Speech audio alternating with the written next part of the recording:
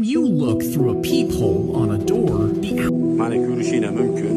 Bu arka bo'ladi. Arkani yasab o'rnatib olganmiz. Keyin devor ko'rinmaydigan tomonidan ham 20-25 qilib teshib, pena haydaganmiz.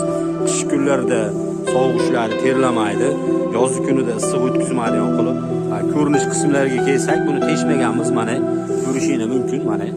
Chunki buni yasayotgan paytida shu penaning singari issiqdan ushlaydi, sovuqdan ushlaydigan telefleksiyani ichiga solib yasaganmiz. Ruchkalari ham shu garantiya holatda ruchkadan qo'yganmiz.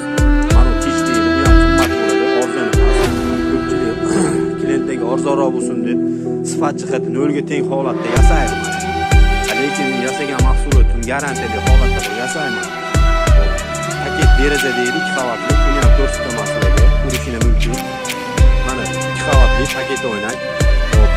Atrofini germetik qilganmiz, havo kirmaydigan qilib, ichiga doron solib, ichida hamon sug'urib tashlaganmiz.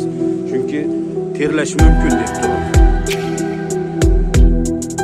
Mahsulotimiz yoqqan bo'lsa, shu video rolik ostida telefon raqamim bor. Shu telefon raqamimga aloqaga chiqsangiz, shu mahsulotdan sizlarga chiroyli qilib, garantiyali qilib yasab beraman. Mana qish kunlarida moliyaviy tejamkor holatda qilib yasab